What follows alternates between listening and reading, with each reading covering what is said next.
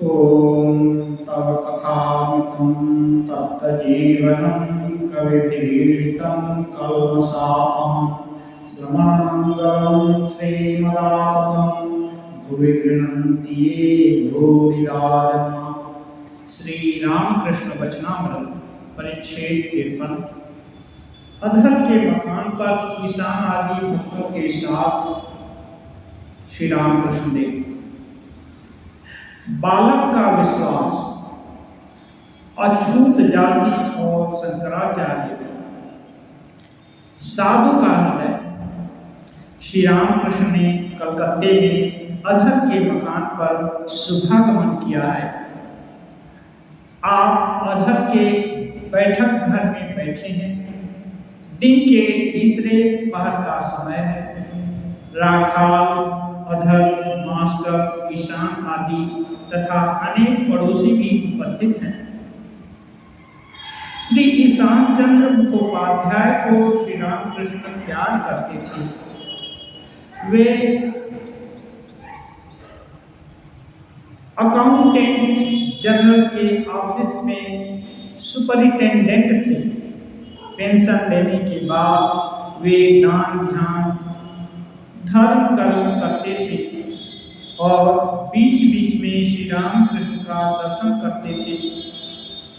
मछुआ बाजार स्ट्रीट में उनके मकान पर श्री रामकृष्ण ने एक दिन आकर नरेंद्र आदि भक्तों के साथ भोजन किया था और लगभग पूरे दिन रहे। उस उपलक्ष्य में ईशान ने अनेक लोगों को भी आमंत्रित किया था। श्री नरेंद्र आने वाले थे परंतु आ न सके। ईशान पेंशन लेने के बाद श्री रामकृष्ण के पास दक्षिणेश्वर में सर्वदा आया जाया करते हैं और भाटपाड़ा में गंगा तट पर निर्जन में बीच बीच में ईश्वर चिंतन करते हैं। इस समय उनके मन में भाटपाड़ा में गायत्री का पुरस्चरण करने की इच्छा थी। आज शनिवार 22 सितंबर 1883 ईस्वी है। श्री रामकृष्ण ईशान के प्रति अपनी वह कहानी कहो तो। बालक ने पत्र भेजा था। ईशान हंसकर कहते हैं, एक बालक ने सुना कि ईश्वर ने हमें पैदा किया है, इसलिए उसने अपनी प्रार्थना जताने के लिए ईश्वर के नाम पर एक पत्र लिखकर लेटर बॉक्स में डाल दिया। पता लिखा था स्वर्ग। सुनकर सभी लोग हंसते हैं। श्री रामकृष्ण हंसते हुए देखा, इसी बालक की तरह विश्वास चाहिए।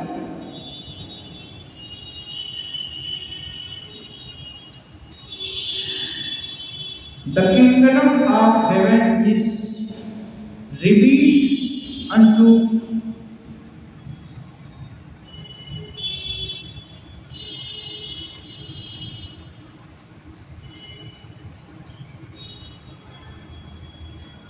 babies, but hidden from the wise and the prudent.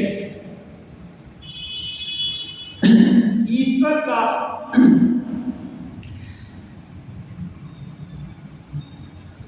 दरवाजा, ईश्वर का स्वर बच्चों के लिए खुल सकता है, लेकिन कुटिल बुद्धि वालों के लिए नहीं। ऐसे ईश्वर पर विश्वास चाहिए। गुरु ने कह दिया ईश्वर है तो दिल ऐसे ही मान लेता है ईश्वर है। जैसे माँ बोलती है कि ये तुम्हारा दादा बेटा, वैसे ही बच्चा मान लेता है बिना प्रश्न के कि ये उसका दादा है। क्यों? उस जन्म से ही माँ के द्वारा लालित पालित, माँ इतना उस पर स्नेह, उसका देख रेख, हर सुख दुख में उसके साथ है, इसलिए वो माँ को अपना सर्वस्व समझता है और इसके फलस्वरूप माँ जो कुछ भी करती है विश्वास हो जाता है। ऐसे ही यदि जन्म जन्मांतर के विशुद्ध संस्कारों के फल से यदि किसी का गुरु में पूर्ण विश्वास हो जाए, गुरु बोलते ईश्वर है, वह तुरंत मान लेता है। ईश्वर को देखा जा सकता है, वो भी गुरु मान लेता है कि देखा जा सकता है। कितने व्याकुलता के बाद ईश्वर के दर्शन होते हैं, श्री रामकृष्ण देव भी बताते हैं। सती का अपने पति के ऊपर, विषय का विषय के ऊपर, बालक का अपने मां के ऊपर जो प्रेम होता है, जो विश्वास होता है, ऐसा यदि प्रेम किसी का सब मिला करके ईश्वर के प्रति हो जाए, इतना विश्वास हो जाए, तो ईश्वर लाभ होने में विलंब नहीं। इसलिए श्री रामकृष्ण देव हंसते हुए कहते हैं, इसी बालक की तरह विश्वास चाहिए, तब होता है। सुना है ईश्वर सबकी बात सुनते हैं, ईश्वर उसको पैदा किए हैं, तो ईश्वर को चिट्ठी भी देता है। श्री रामकृष्ण देव ईशान से और कहते हैं, और वह कर्म त्याग की कहानी सुनाओ तो। ईशान कहते हैं, भगवान की प्राप्ति होने पर संध्या आदि कर्मों का त्याग हो जाता है। गंगा के तट पर सभी संध्योपासना कर रहे थे, एक व्यक्ति नहीं कर रहा था। उससे पूछने पर उसने कहा, मुझे असौच हुआ है, संध्योपासना करने की मनाही है।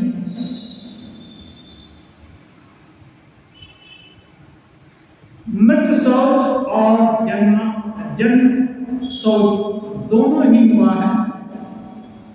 अविद्या रूपी माता की मृत्यु हो गई है और आत्मा राम का जन्म हुआ है। यानी जिसकी अविद्या निवृत्त हो गई है, उसे और संध्यादि कर्म करने का जरूरत नहीं है। शास्त्र इसका अनुमोदन करते हैं। संध्या आदि से वह ऊपर उठ जाता है। तस्य कार्यम न विद्यते, उसके लिए और कोई कर्तव्य कर्म नहीं रह जाता।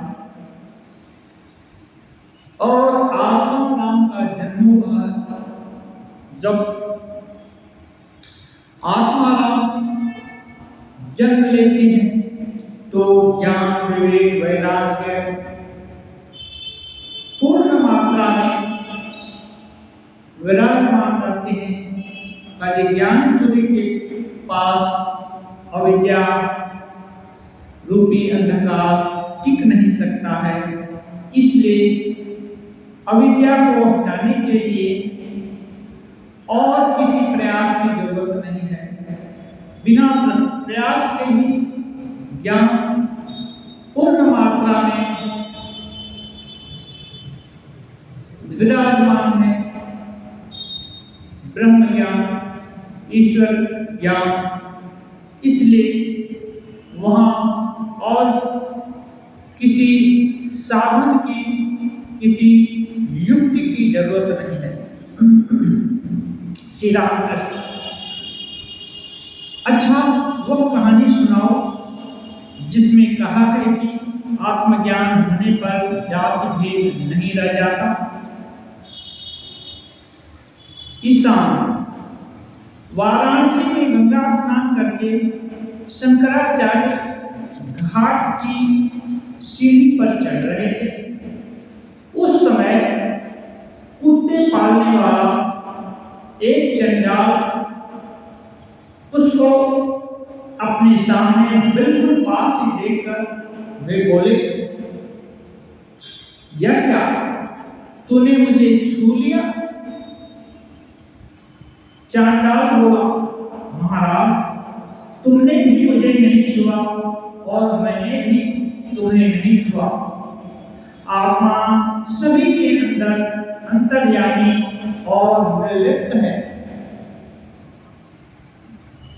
शराब में पड़ा हुआ सूर्य का प्रतिबिंब और गंगा जल में पड़ा हुआ सूर्य का प्रतिबिंब, क्या इन दोनों में भेद है?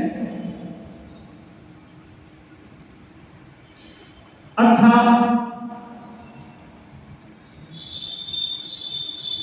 वह चांडाल बोलता है, महाराज मैं आत्मा हूं, मैं भला आपको कैसे स्पर्श कर सकता हूं, क्योंकि आप भी आत्मा ही। तो न मैंने आपको स्पर्श किया, न आपने मुझको स्पर्श किया। यह तो माया का खेल है कि आपका शरीर भिन्न है और मेरा शरीर भिन्न है। अंतर तो कुछ भी नहीं है, क्योंकि यही आत्मसूर्य आपके शुद्ध सत्व आधार में प्रतिभात है और मेरे दिखने वाले प्रातिभाषिक अशुद्ध शरीर में वही आत्मसूर्य प्रतिभात है। काजे इस तत्व को मैं भले ही ऐसी योनि में हूं, लेकिन मैं जानता हूं और इसको आप भी जानते हैं, फिर भूल क्यों करते हैं? इससे आचार्य को चैतन्य हुआ था, उनको उनका भ्रम दूर हो गया था। आचार्य उस चांडाल को नमन किए थे श्री रामकृष्ण हंसकर।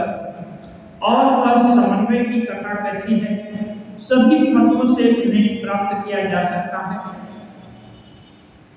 श्री राम कृष्ण देव इनकी प्रणाली, शिक्षण प्रणाली बहुत अद्भुत है। कभी खुद से कहानी, उपदेश, गीत, नृत्य आदि के द्वारा शिक्षा देते हैं। कभी कभी वह कितने हद तक भक्तों के दिल में घुसा है, इससे उनको क्या फल मिला है, उनकी सोच में क्या परिवर्तन हुआ है, ये उनसे भी पूछते हैं और पूछकर खुद भी आनंद पाते हैं और दूसरों को भी दिखाते हैं। देखो देखो समझ कैसे उन्नत होती जा रही है। यह अद्भुत श्री रामकृष्ण देव पद्धति है। इसलिए कोई ऐसा साधक मिलने से श्री रामकृष्ण देव उससे प्रतिपक्ष करते हैं और फिर उसे सुनकर खुद भी आनंदित होते हैं और दूसरे को भी आनंद देते हैं। ईशान हंसकर कहते हैं, हरि और हर में एक ही धातु री है, यानी अष्टाध्यायी पाणिनि, शुद्ध पाणिनि महाराज अष्टाध्यायी की रचना की, माहेश्वर सूत्र का संकलन किए। माहेश्वर सूत्र स्वयं साक्षात भगवान आदि गुरु शंकर से प्राप्त हुए। उन सूत्रों को सजा करके, विभिन्न तरह से सजा करके पाणिनि एक ऐसा सुंदर और सार्वभौम संपूर्ण व्याकरण की रचना की है, जिससे पूरे संस्कृत वाङ्मय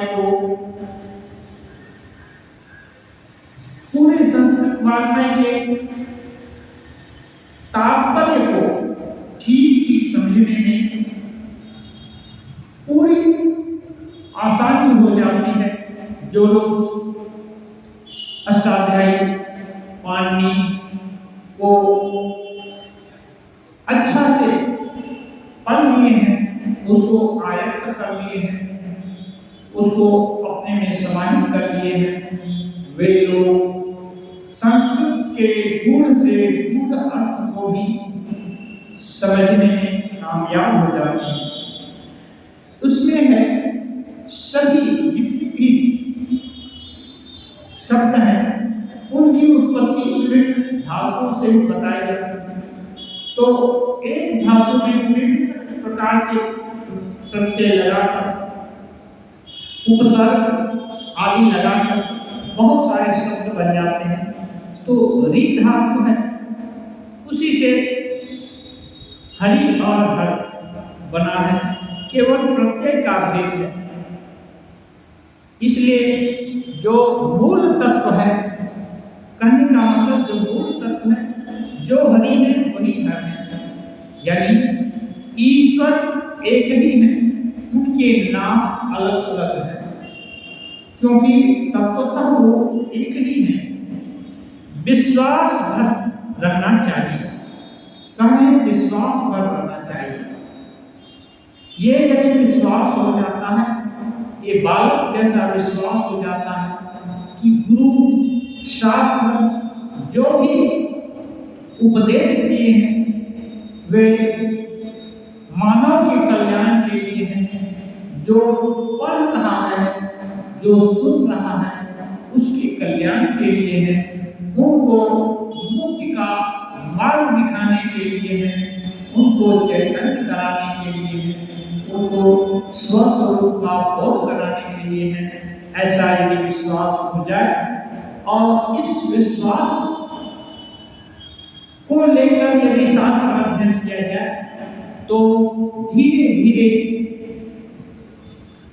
साधन पथ पर आगे बढ़ने का मार्ग प्रशस्त होता जाता है। उनकी शास्त्र में और साधना में गति अग्रतर होती जाती है। श्री रामकृष्ण हंसकर कहते हैं, अच्छा वह कहानी बताओ, साधु का हृदय सबसे बड़ा है। ईशान हंसकर कहते हैं, सबसे बड़ी है पृथ्वी, जो स्थल देख रहे हैं वो सबसे बड़ा है, उससे बड़ा है समुद्र, स्थल से भी ज्यादा समुद्र है, उससे बड़ा है आकाश, आकाश समुद्र से भी बड़ा है। परंतु भगवान विष्णु ने एक पैर से स्वर्ग, मर्त्य, पाताल, त्रिभुवन पर अधिकार कर लिया था।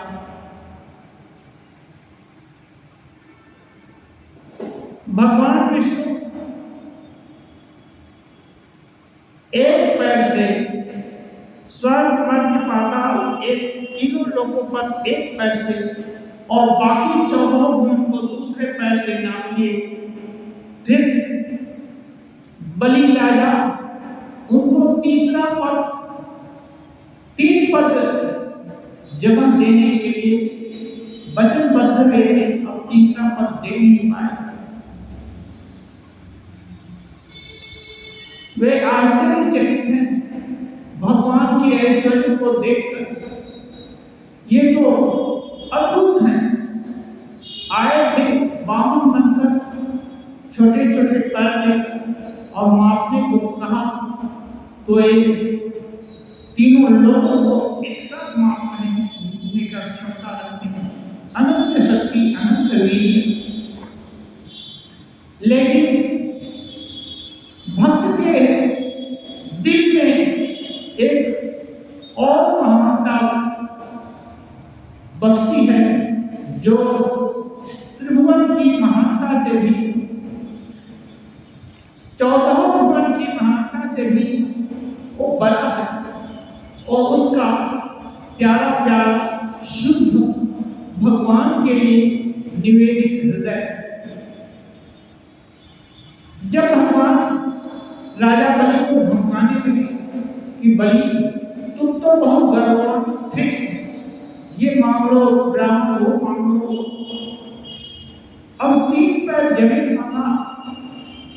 भी देखो, 2 पैर में तुम्हारा सब कुछ खत्म हो गया, अब तीसरा कहाँ है?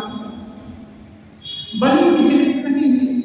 ये लीला देखकर बहुत मन में आह्लादित हुए और विनय से नम्र होकर बोले, प्रभु, ये सब तो मेरे अधिकार क्षेत्र में जो था वो आपने मापा।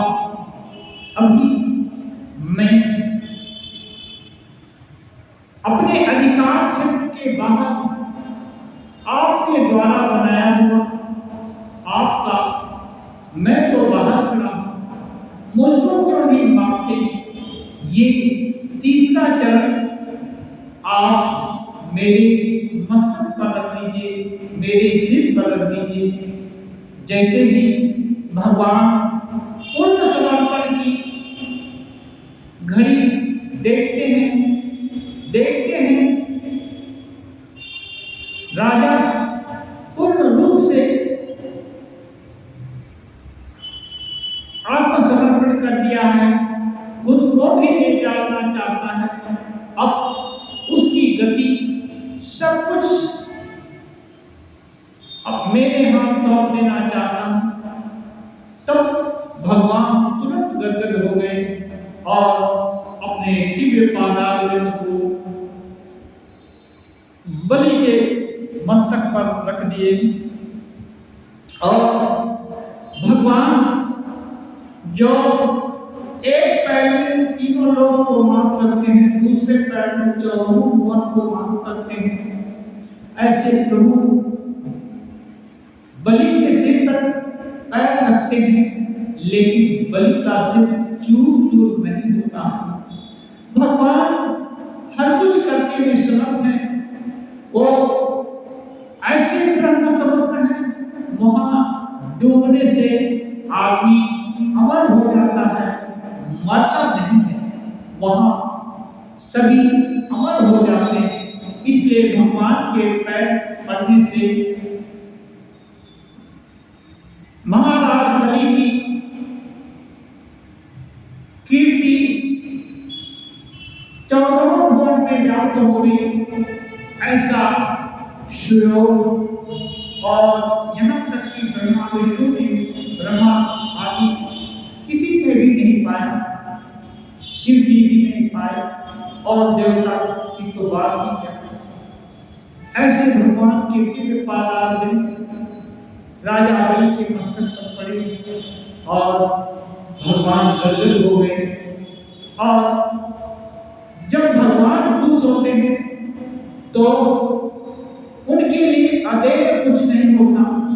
वे राजा बलि से बोलते हैं, बलि, मैं तुमसे बहुत प्रसन्न हो गया, मैं तो तुमको राज्य आदि से, ऐश्वर्य से, ये तुम्हारे पद से वंचित करने के लिए ही आया था, लेकिन अब जब तुमने पूर्ण रूप से मुझे आत्मसमर्पण कर दिया है तो अब तुम्हारा अकल्याण कभी नहीं हो सकता।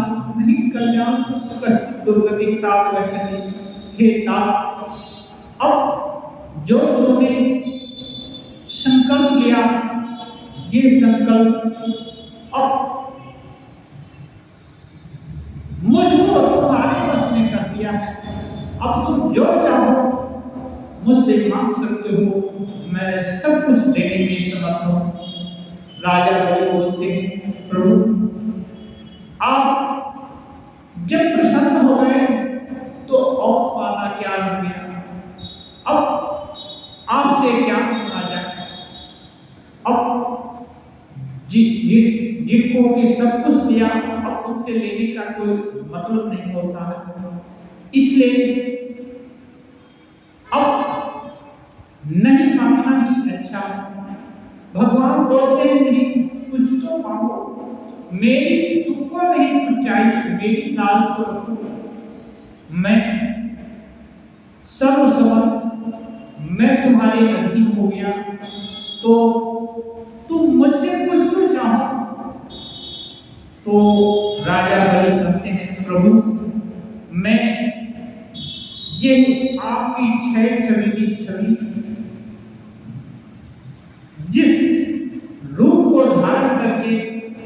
मेरे पास आए थे, नन्हे नन्हे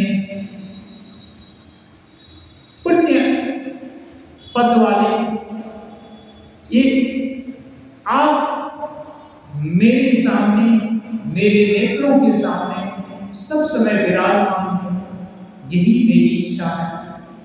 फिर क्या था? भगवान बोले, इसका मतलब हर समय तो मेरे आंखों के सामने मैं हूं, तो तुमको नींद कैसे आएगी? और बहुत व्यवधान हो जाए, मैं तुमको सुतल लोक का राजा बनाता हूं और मैं तुम्हारे लोक का द्वारपाल होगा, प्रहरी होगा, तुम्हारी सभी प्रकार से रक्षा करूंगा, क्योंकि तुम मेरे पूर्ण अनुगत हो। और जब अगला इंद्र का चयन होगा, उस समय अगले इंद्र तुम नियुक्त होगे। अब जब तक इस इंद्र का कार्यभार है, तब तक के लिए तुम सुतल लोक के राजा बनो और मैं तुम्हारा प्रहरी बनकर रहूंगा, और तुम्हारी जब इच्छा हो मुझे देखने की, मुझे देख लेना, तब तुम थोड़ा सो भी सकते हो। और भगवान स्वयं, जो कि उनका सब कुछ ले लिए, वो जब राजा अपने को भगवान का भक्त बना दिया, उनके चरणों में पूर्ण समर्पण किया, तो वे उसके हो गए। इसलिए भगवान को कोई कुछ देता है तो वह वंचित नहीं होता है, वह अनंत गुना मल्टीप्लाई होकर आ जाता है। इसलिए यदि कोई भगवत प्रीत्यर्थ भगवान खुश हो, इसके लिए कोई दान देता है उनकी खुशी के लिए, तो वह कई गुना बढ़ करके पुनः उसको ही प्राप्त होता है, वह कभी वंचित नहीं होता ऐसा दानदाता।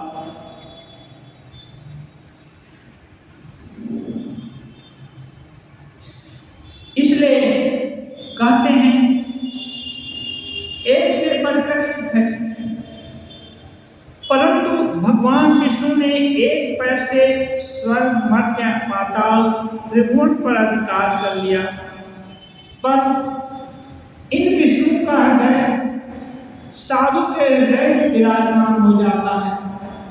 अंगुष्ठ मात्र पुरुष, अंगूठे के समान आकार वाला हृदयाकाश होता है। साधु के पवित्र हृदयाकाश में भगवान स्वयं विराजमान हो जाते हैं। इसलिए जहां सर्व ब्रह्मांड के पालेता, सृष्टि स्थिति पालन करने वाले विराजमान हो जाए, वह हृदय छोटा नहीं हो सकता है। उसका महत्व, उसकी महानता सबसे ऊपर है। इसलिए साधु का हृदय सबसे बड़ा होता है। साधु माने भक्त। ये बलि जब पूर्ण समर्पित किए तो ये साधु बन गए, और जब साधु बन गए भगवान उनके अधीन हो गए। और भगवान जब अनुकूल होते हैं, किसी पर खुश होते हैं, तो उसकी चौबीस ही साधक की हर जरूरतों को पूरा कर देते हैं। अनन्याश्चित्ते कोमं ये जना परिपास्ते येषां नित्याभियुक्तानां योगक्षेमं वहाम्यहम्। पूरे योगक्षेम का वो भाग ले लेते हैं। जो कुछ भी उसको चाहिए उसको जुगाड़ कर देते हैं, उसका बंदोबस्त कर देते हैं, और जो कुछ उसके पास दिल काल तक रहना चाहिए, उसकी सुरक्षा का भी भार स्वयं ले लेते हैं। इसलिए भगवान बलि के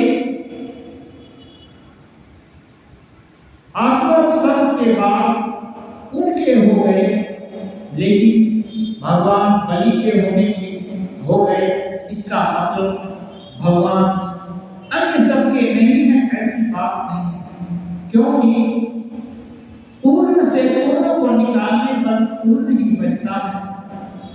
इसलिए उस पूर्ण का कहीं अभाव नहीं। वे ही इस जीव जगत हमने तुम्हें सब में विराजमान है। उनकी छाया, उनका स्नेह, उनका करुणा, उनकी व्याप्ति कहाँ नहीं है, ये कहा नहीं जा सकता। इसलिए वे सभी जगह हैं, लेकिन भक्तों के हृदय में प्रत्यक्ष बोधगम्य रूप से दिखते हैं। उन्हें अनुभव प्राप्त होता है। इसको श्री रामकृष्ण देव कहते हैं बोधि बोध। उनको बोध होता है कि मैं बाकी जीव वो मानव सुनते हैं, थोड़ी देर हो सकती है धारणा है, उसके बाद भूल जाते हैं, लेकिन उनके अस्तित्व का अभाव कभी कहीं नहीं हो सकता है, क्योंकि उनके बिना कुछ भी टिक नहीं सकता। इन सब बातों को सुनकर भक्तगण आनंदित हो रहे थे। ये श्री रामकृष्ण देव ये भक्त मुख से ये सब व्याख्या कहानियों के माध्यम से सबको जो उपदेश दे रहे थे, ये सब सुन करके सभी भक्त लोग आनंद विभोर हो रहे थे। आद्या शक्ति की उपासना से ही ब्रह्म की उपासना होती है। ब्रह्म और शक्ति अभिन्न है। ईशान भागपाड़ा में गायत्री का पुरस्चरण करेंगे। गायत्री ब्रह्म मंत्र है। विषय बुद्धि बिल्कुल लुप्त हुए बिना ब्रह्म ज्ञान नहीं होता, परंतु कलयुग में अन्नगत प्राण है, विषय बुद्धि हटती नहीं। रूप रस गंध शब्द स्पर्श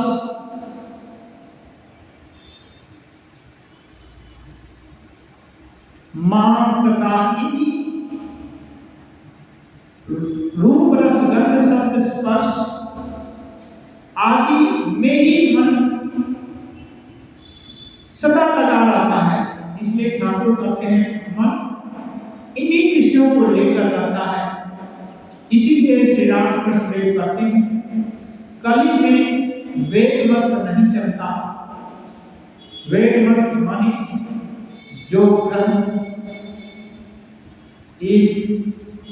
ब्रह्म सत्य जगत मिथ्या, ब्रह्म ही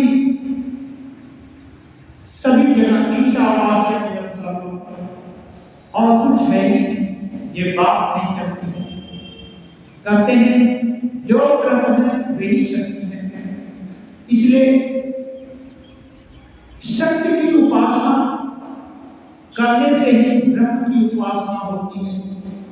यानी ये मान लिया जाए ईश्वर की ही शक्ति विभिन्न रूपों में रूपायित हो रही है, और उस शक्ति की उपासना किया जाए तो जो निर्लेप ब्रह्म है, जो कि वेद गम्य बोध जो ब्रह्म है, उनकी उपासना होती है। जिस समय से सृष्टि स्थिति प्रलय करते हैं, उस समय उन्हें शक्ति कहते हैं। दो अलग नहीं है, एक ही है। ब्रह्म जिस समय अपनी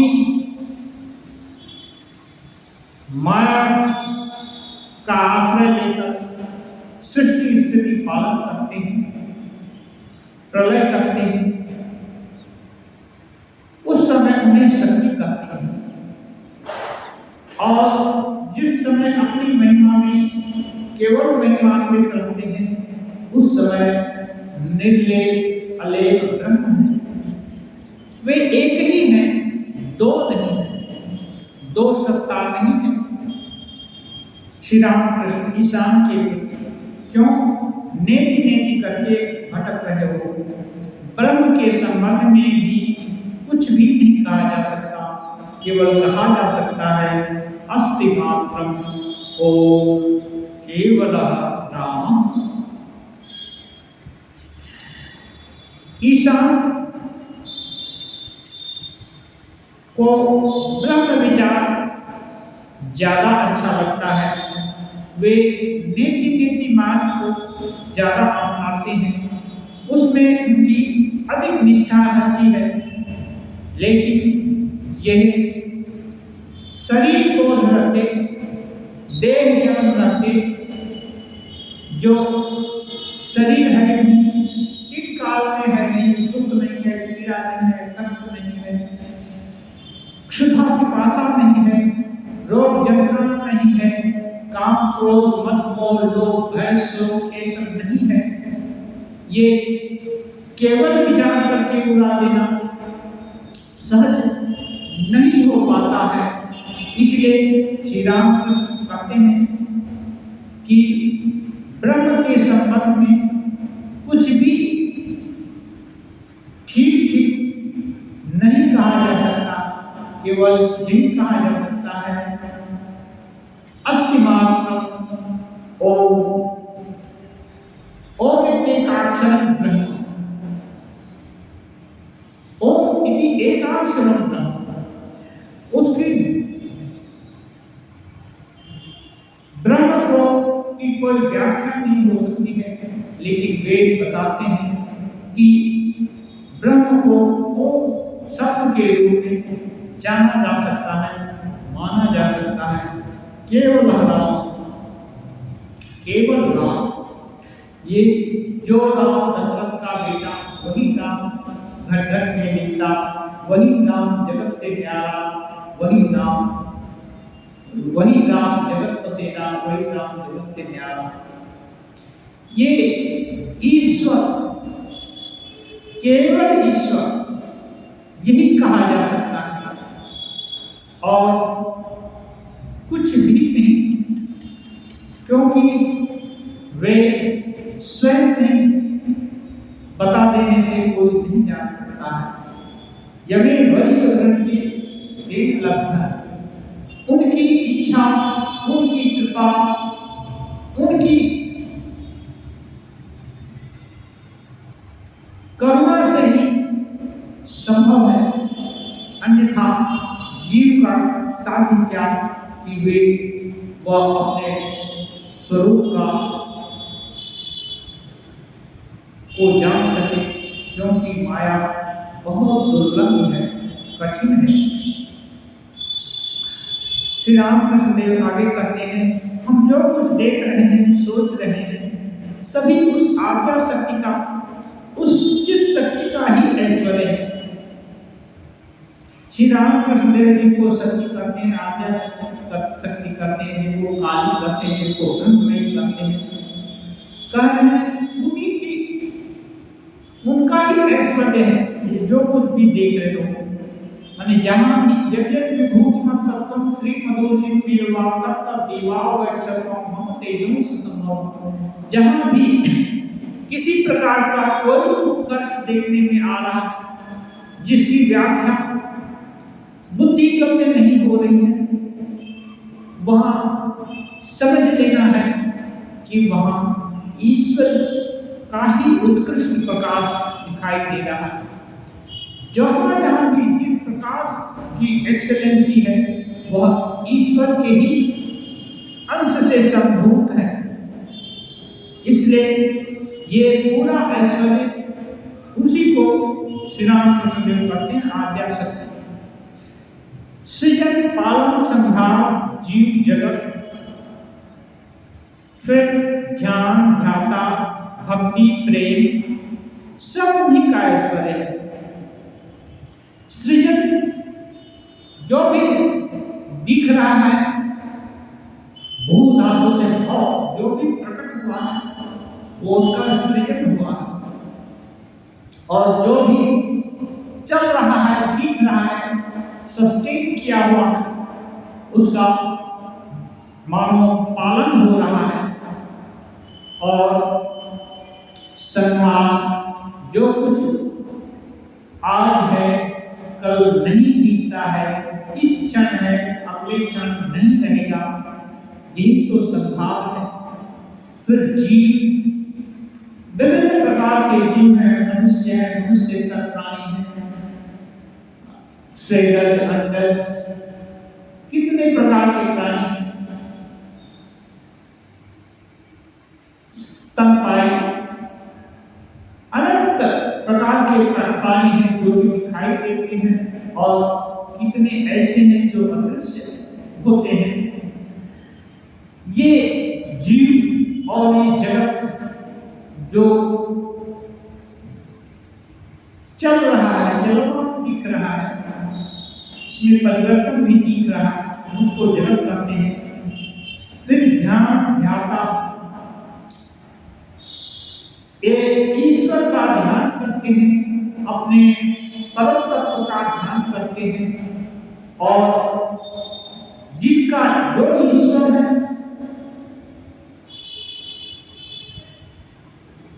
उनका ध्यान करने वाला कोई है। ये सब उस जो भक्ति चाहते हैं, कभी कभी किसी को प्रेम होता है, महाभाव होता है, जैसे राधा रानी को श्री राम कृष्ण देव को प्रेम हुआ था, प्रत्येक लोग से रक्त की बूंदें निकल रही थी, इतना प्रेम। ये सब ईश्वर का ही ऐश्वर्य है, ये सब उस महामाया आद्या शक्ति, चित शक्ति का ही ऐश्वर्य है, उनका ही खेला है। श्री राम कृष्ण देव और आगे कहते हैं, परंतु ब्रह्म और शक्ति अभिन्न है। ये जो कुछ भी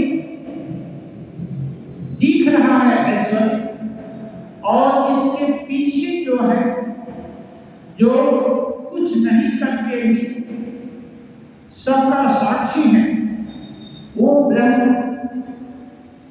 एक ही है। तुलसीदास जी उनको कहते हैं, बिनु पग चलई सुनई बिनु काना, बिनु कर करहि विधि नाना, बिनु वाणी वक्ता बल जोगी, आनंद रहित सकल रस भोगी। कुछ नहीं है फिर भी सब कुछ उनके काल हो रहा है। लंका से लौटने के बाद हनुमान ने राम की स्तुति की थी, कहा था, हे राम तुम ही पर ब्रह्म हो और सीता तुम्हारी शक्ति है, परंतु तुम दोनों अभिन्न हो। जिस प्रकार वर्षा और उसकी जिस प्रकार सर्प और उसकी टेढ़ी गति, बोल रहे हैं, हे राम तुम ही पर ब्रह्म हो और सीता तुम्हारी शक्ति है, लेकिन तुम दोनों अभिन्न हो। मानो सर्प और उसकी टेढ़ी मेढ़ी चलने वाली गति, सांप जैसी गति को सोचता हो तो सांप को सोचना होगा, टेढ़े मेढ़े जो चलता है ऐसी चलने वाले जीव को यदि सोचना होता है तो सांप पहले नंबर पर आता है, और सांप को सोचने पर सांप की गति को भी सोचना पड़ता है। और यदि सांप को देखा जाए तो ये जाना जाता है कि ये सीधे नहीं चलता है, इसे टेढ़ी मेढ़ी चलता है, सरकता हुआ जाता है। दूध का विकार करने पर दूध के रंग का यानी धवलत्व का विचार करना पड़ता है। दूध के विषय में कोई सोचे कि दूध कैसा होता है, तो सोचना पड़ेगा दूध का धवलत्व जैसा है, वो दूध धवल होता है, सफेद रंग का होता है। और दूध की तरह सफेद अर्थात धवलत्व को सोचने पर दूध का स्मरण लाना पड़ता है। वस्तु और वस्तु का रंग सोचने से एक चीज को सोचते हैं तो दूसरे को सोचना पड़ता है। वस्तु को सोचने से उसका रंग, उसका ऐश्वर्य, उसकी मिठास आदि सोचनी पड़ती है, और उल्टा यदि उसका रंग, दूध का धौलत, उसकी मिठास को याद करें तो दूध की बात याद आती है। जल की शीतलता का चिंतन करते ही जल का स्मरण हो जाता है, और फिर जल के चिंतन के साथ ही शीतलता का भी स्मरण हो जाता है।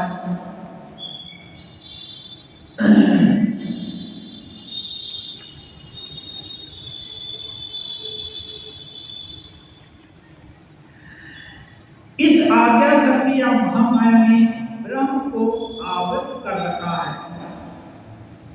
ये जो अलेप ब्रह्म है, सभी को दिखते नहीं है, प्रतिभात नहीं होते, इसका कारण ये आज्ञा शक्ति उनको ढक कर रखी है, आवृत करके रखी है। आकार हट जाते ही जो था वही रह गया। और भी महामाया रास्ता छोड़ दे तो जो था वही रह गया। वे ही तुम ही मैं ही तुम और तुम ही मैं। ये भेद नहीं रह जाता, लेकिन जब तक महामाया लीला कर रही है तब तक तो भेद रहता है। जब तक आवरण है तब तक वेदांतवादी की सोहम अर्थात मैं ही पर ब्रह्म हूं यह बात नहीं चलती। कह रहे हैं वस्तुतः ब्रह्म और शक्ति अभिन्न है। महामाया ने ही ब्रह्म को आवृत कर रखा है। इस तत्व को जो जानता है, मानता है, लेकिन उसमें देहात्म बोध है, आवरण है, कांटा गड़ने से दुख लगता है, आंख में धूल पड़ जाए तो पीड़ा होती है, तो वह व्यक्ति नहीं कह सकता मैं परब्रह्म हूं। ये सटीक नहीं बैठती है। जल की ही तरंग है, तरंग का जल नहीं कहलाता। उदाहरण देते हैं, जल में तरंग होता है, लेकिन तरंगाई कोई चीज है, यानी पर्दे पर तरंग हो तो वहां जल नहीं होगा, लेकिन जहां जल है वहां तरंग जरूर होगा। जब तक आवरण है तब तक मां मां कहकर पुकारना अच्छा है। इसलिए कहते हैं जब तक देह बोध है तब तक मां मां कहकर के पुकारना अच्छा है। तब तक अपने को मां को का संतान, मां का शिष्य, मां का अनुगत मानना अच्छा है, और मां मां कहकर पुकारना अच्छा है। प्रार्थना करनी अच्छी है। तुम मां हो, मैं तुम्हारी संतान हूं, तुम प्रभु हो, मैं तुम्हारा दास हूं। सेव्य सेवक भाव अच्छा है। इसी दास भाव से फिर सभी भाव आते हैं। तुम स्वामी हो मैं सेवक हूँ। ये भाव बहुत अच्छा है। यह जब गहरा हो जाता है कि मैं प्रभु का सेवक हूँ, माँ की संतान हूँ, तो बाकी सब भाव आ जाते हैं। बोलते हैं शांत, सख्य आदि दान, सभी भाव वहां से आ जाते हैं। मालिक यदि नौकर से प्यार करता है तो उसे बुलाकर कहता है, आ मेरे पास बैठ, तू जो है मैं भी वही हूँ। परंतु नौकर यदि अपनी इच्छा से मालिक के पास बैठने जाए तो क्या मालिक नाराज न होंगे? यदि मालिक खुश होकर के नौकर को अपने पास बैठाता है, लाभ प्यार देता है, तो ये ठीक है, यहाँ कोई दोष नहीं है। लेकिन नौकर यदि खुद जाकर मालिक से कहे, मालिक तुम जो हो वही मैं हूं, तो इसमें अंतर है, दोष है। क्योंकि मालिक की सेवा करने के लिए आया है, उसका सामर्थ्य सीमित है मालिक की तुलना में। इसलिए जब तक अपनी सामर्थ्य सीमित है तब तक सीमित जीव असीम अपने को नहीं बोल सकता। लेकिन जब अपनी सीमित सीमा को असीम में विलीन कर दिया, तब अब ससीम कुछ रहा ही नहीं, तो फिर बोलना न बोलना एक ही बात होती है। तब वहां ईश्वरीय ऐश्वर्य ही बचा रह जाता है और कुछ नहीं। इसलिए यदि ईश्वर कृपा करके, आज्ञा शक्ति कृपा करके किसी का भवबंधन काट देती है, उसका अभिमान चला जाता है, तब वह स्वयं अनुभव करेगा कि जो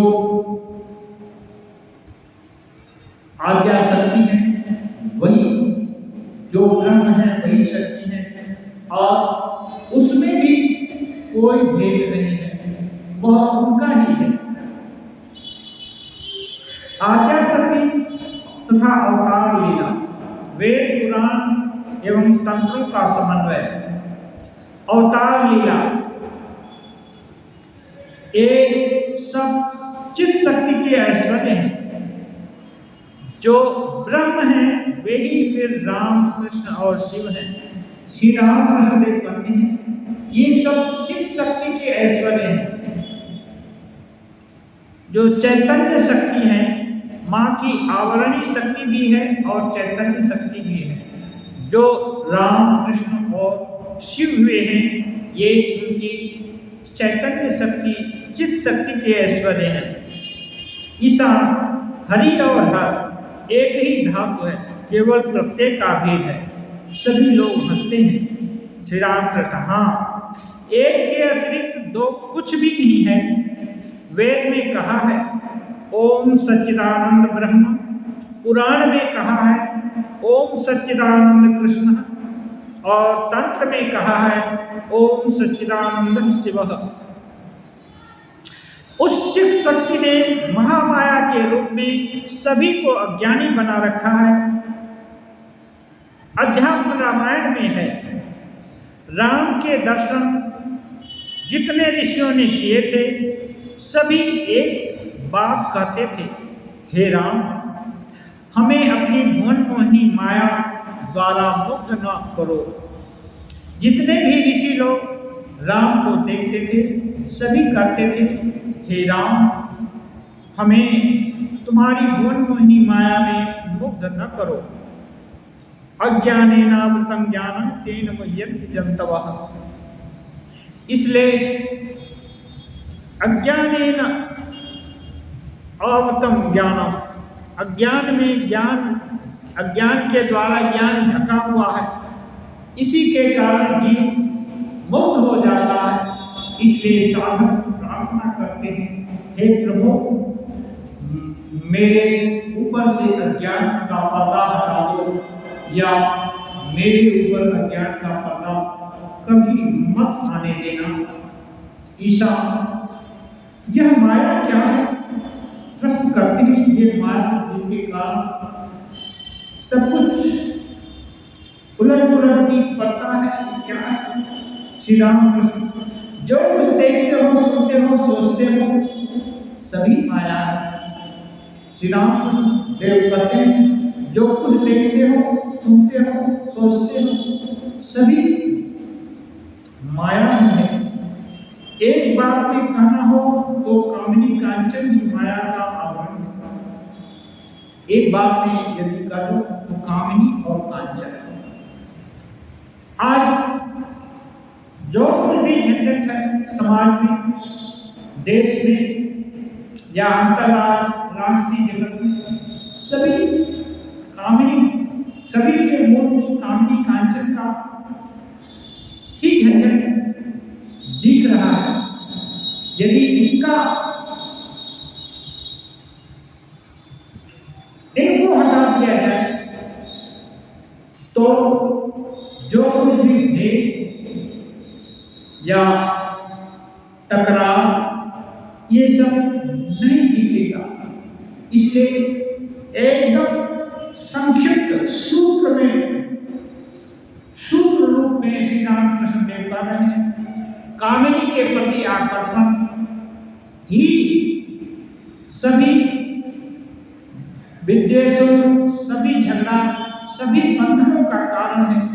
कामिनी के प्रति आकर्षण माने अपोजिट सेक्स के प्रति आकर्षण होने के कारण ही आदमी पंगु बन जाता है, शेर भी गीदड़ जैसा बन जाता है। और कांचन की आसक्ति भी आदमी को, अच्छे आदमी को हैवान बना देती है। कितने चोरी, बदमाशी, कितने तरह के अत्याचार, सब तरह के अनैतिक कार्यों को प्रोत्साहित करती है। इसलिए सूत्रकार में कामिनी कांचन के बंधन से, इनके अति आकर्षण से यदि जीव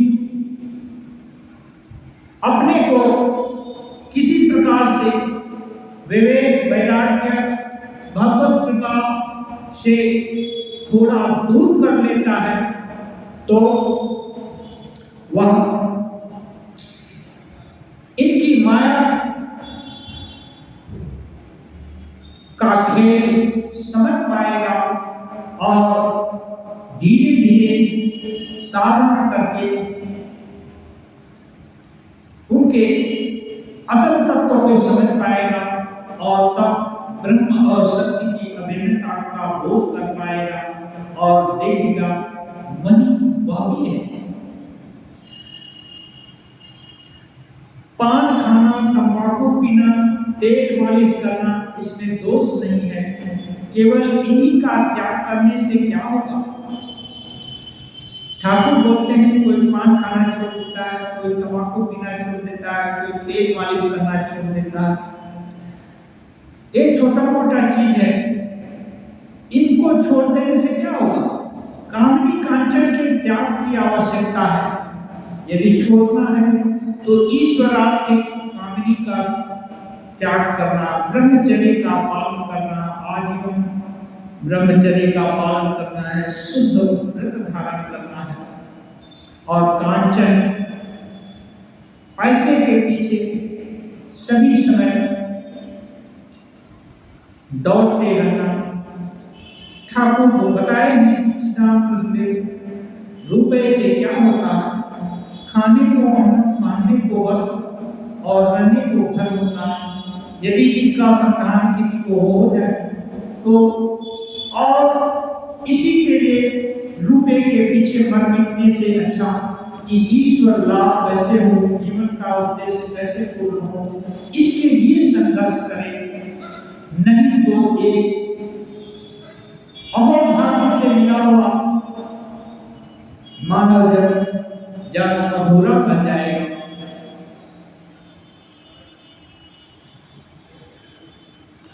कहते हैं वही त्याग है कामिनी कांचन को जो ईश्वरार्थ से छोड़ दिया, आत्म तत्व पाने के लिए इनका आकर्षण को जो तिलांजलि दे दिया, वही त्याग असली त्याग है। गृहस्थ लोग बीच बीच में निर्जन स्थान में जाकर साधना भजन कर भक्ति प्राप्त करके मन से त्याग करें। कहते हैं गृहस्थ लोग निर्जन में जाकर, जहाँ अपना स्त्री पुत्र आदि धन दौलत नहीं है, वहां जाकर साधन भजन किया और भक्ति लाभ कर पाए, भगवान की भक्ति पा ली, और जब वापस घर में आते हैं, धन आदि का संपर्क में रहते हैं, तो मन से त्याग करें, मन से सोचें ये स्त्री पुत्र आदि, ये धन दौलत मेरे नहीं है, ये ईश्वर के हैं। सन्यासी बाहर भीतर दोनों ओर से त्याग करें, लेकिन सन्यासी बाहर से भी ईश्वर को छोड़ना है, ईश्वरार्थ के कामनी कांचन को छोड़ना है, और मन से भी मां बोली है कि जो सब में भी और स्त्री का पुतला यदि पड़ा हुआ है, तो सन्यासी उसको पैर से ठीक कर भी देखने का प्रयास नहीं करेगा कि ये क्या चीज है। इतना बड़ा त्याग सन्यासी के लिए बाहर और भीतर दोनों से त्याग करना पड़ेगा। सब तरफ से छोड़ने पर ही ईश्वर कृपा, महामाया की कृपा प्राप्त हो सकती है। केशव सेन से मैंने कहा, जिस कमरे में जल का घड़ा पड़ा है और इमली का अचार है, उसी कमरे में यदि सन्निपात का रोगी रहे तो भला वह कैसे अच्छा हो सकता है।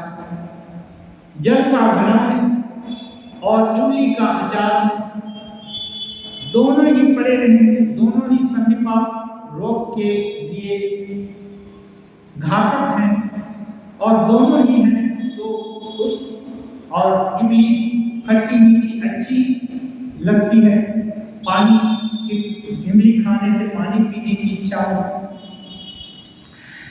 इसलिए बीच बीच में निर्जन स्थान में जाना ही चाहिए। कामनी कांचन धन पुत्र आदि जहाँ है, वहां रह करके हर समय उनसे लिप्त कैसे हो सकते हैं। इसलिए इनको छोड़ कुछ अज्ञात जगह पर चले गए कुछ दिन के लिए, और वहां रहकर भगवान से प्रार्थना किए, ध्यान धारणा किए, जिससे इनका आकर्षण दूर हो। ऐसी प्रार्थना करने पर तब कहीं घर में आकर उनके आकर्षण से धीरे धीरे करके बचा जा सकता है, और प्रार्थना को और बढ़ा देना पड़ेगा, तभी बचने का एकमात्र उपाय है।